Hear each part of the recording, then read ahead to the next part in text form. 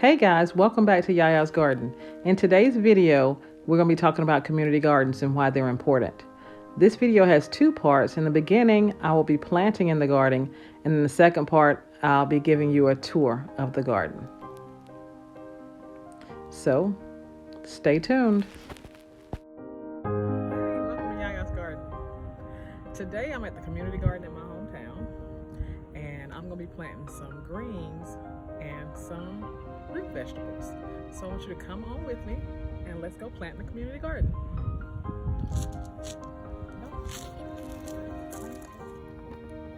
All right, so first thing I'm going to do is put my fertilizer in the holes, and then I'm going to plant some broccoli.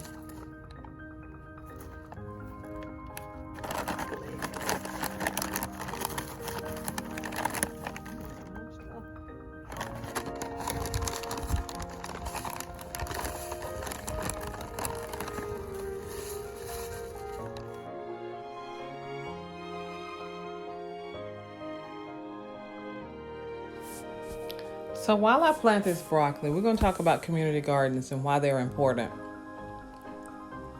Community gardens are important because they help to build community. They help you to build relationships and friendships with people that you probably never would have met before. Community gardens feed people. They teach people how to garden so that they can feed themselves. It's an outdoor classroom for children. While children play in the dirt, they learn how to grow food. And usually children who grow their own food are more likely to eat fruits and vegetables. Take my granddaughter Ava, for instance. Ava doesn't like blueberries, but if she picks blueberries out of the field, she'll eat them every single time. You know, community gardens help to provide fresh, healthy foods. And it also helps you lower your food budget because you can shop the community garden instead of shopping at the grocery store. My community garden has seasonal events in the spring, summer, and fall where we harvest the food, prepare meals, and invite the community to come and have a meal together. We have events like Halloween, fall festivals, and classes like when the beekeeper comes and teaches about beekeeping and also harvests the honey, and we get free honey. And y'all know how much honey costs.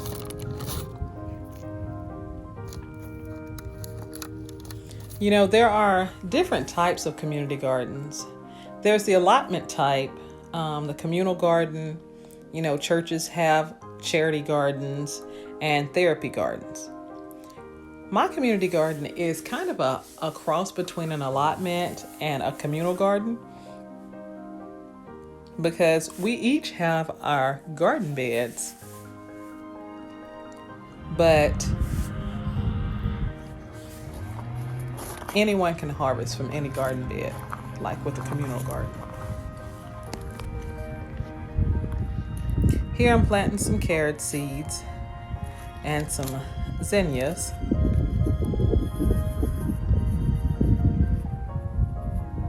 You see how I plant my carrots? I just shake them in there and I thin them out later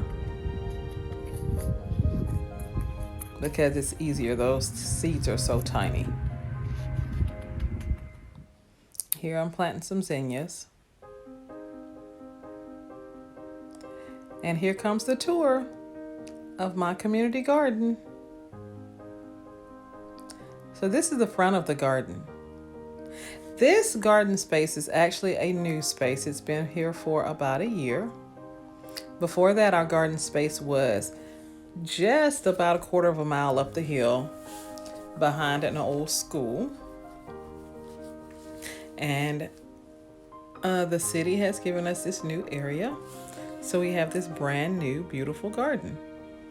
The pergolas here have roses planted on them. And when the roses grow, they will run and cover the pergola. And in spring and summer, that's going to be very beautiful. There's a gate here that's never locked. It just has a latch on it that keeps animals out, like dogs and cats.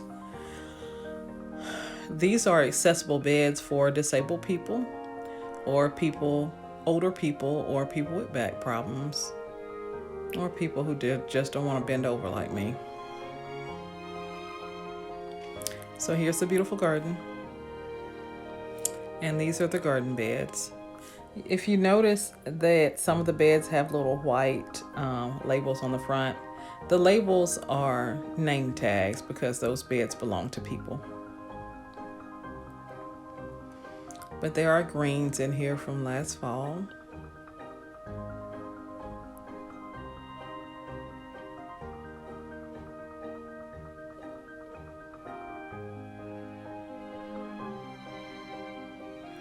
There's apartments up the hill that are a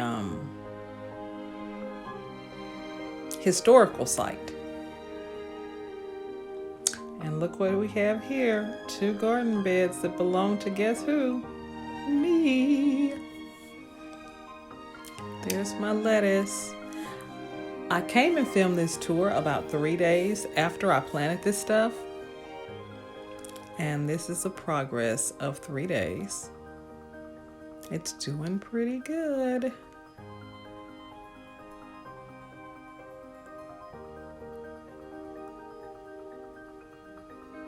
We actually had a frost. And everything's still doing good. Over here is where the radishes and carrots and zinnias are. And there's a little dude popping his head through. And the garlic is coming up already.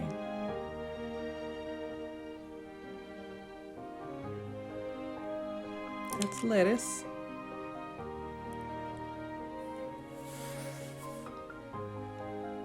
And there's that happy little dude. So here we have irises planted along the fence line. Our city is called the Iris City. So of course we had to have irises.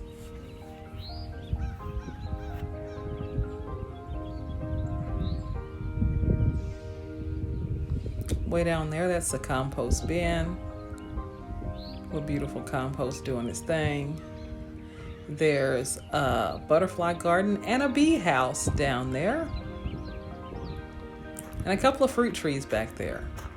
Over here is a potting bench, a little work area.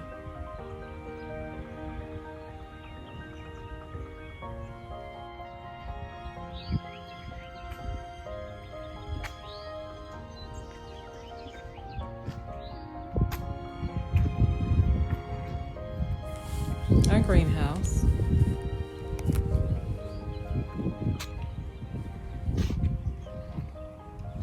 Our tool shed.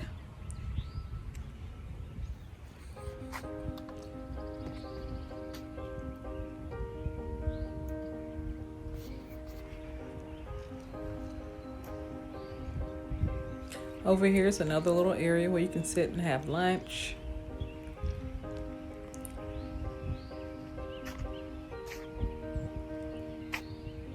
And these are the blueberries that they brought down from the hill. They're all looking good. They got lots of buds on them, so we'll probably have lots of blueberries again this year. Ava will be very happy.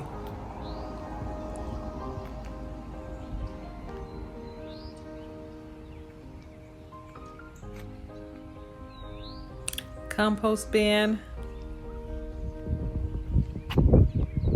Butterfly garden, bee house, and the kids' garden. So let me tell you about the kids' garden. My granddaughter Ava loves the kids' garden. The very first time she saw this playhouse, she said, "Oh, I gotta go to my playhouse. It's my playhouse. That's my playhouse." So according to Ava, this is her playhouse, and she loves it. Every time we come to the garden, she comes to the playhouse and plays. And here in the kids' garden, they have an area for the kids to plant flowers and herbs.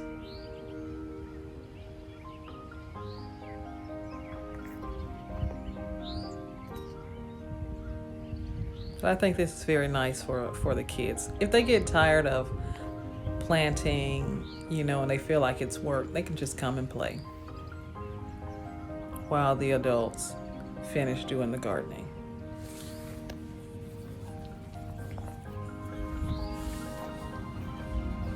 And here's another update of my garden bed. Everything's coming along. The radish has some friends. And some carrots and zinnias coming up. So thank you for coming to the community garden with me today. Post in the comments below and tell me if you are part of a community garden. Tell me what you like about your community garden. And tell me what things you're doing to encourage more people to join in the community garden experience. Thank you for watching Yaya's Garden. Don't forget to like, share, and subscribe. And don't forget to hit the notification bell so you don't miss a video. Bye, y'all.